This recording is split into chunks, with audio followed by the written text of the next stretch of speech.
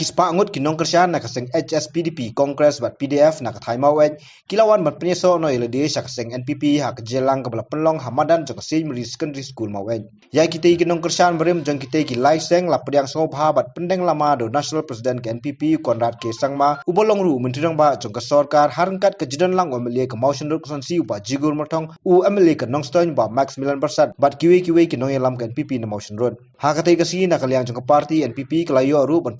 buram ya ki katto kan nengut ki samla ki balawan ra buram ya kedong ka thain lengba ka jingle simenta jengki hak meglia games haba ajing kan hak te gasi nak liam konrad lapen pau ba ki pai ba ki ladu jing senia ikwe pat ki seng saim perthai hak jela bat ki babun hi ki lawan penyeso no sakaseng NPP nagalu ka jok kanyo lai kusangut ni belakang sini ki tilam ki pat parti kata ke kau itu ni dengan dapat jadi ki pai ba ban penting lai kata hajar afulai nakikam di bawah apa wele wale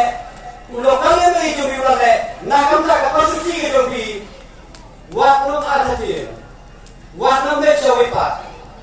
pentemai dia hukum nak wipat jogi saksi sempat maka thai garo begini kan kelar hukum wipat tenagale joa mentarosni nginom sim ya kapor namamba tab ngilaslem hakane ka program tenagale joa sekepat khatu khatwa yasi bisarba kane kade ka kabu nagamta ka song nagamta ka eremoe lada bakla hakane ka kentin pinsa babe sijingen pinsa babe namar na balai ngawi kata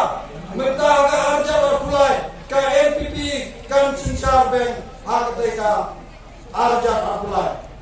natado lada ni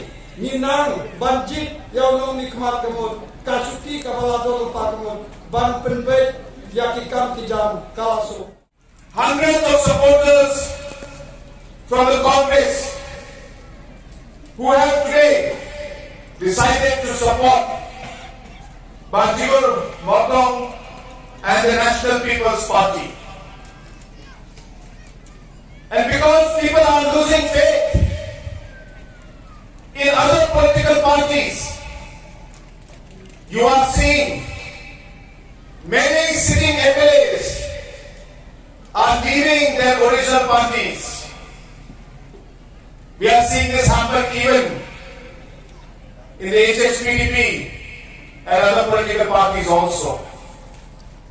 And hence it speaks volumes of the faith and the trust that people have on the National People's Party. And hence, I would like to share with you that coming 2023 election, you have to only keep one thing in mind. And that important thing is that the National People's Party will be forming the government again. We will be getting a single majority in 2023. And the people of Mawet area and the people of Moshunur constituency will have to decide whether you would like to be part of the government and continue to see the development that this NPP government has given you in the past 4.5 years.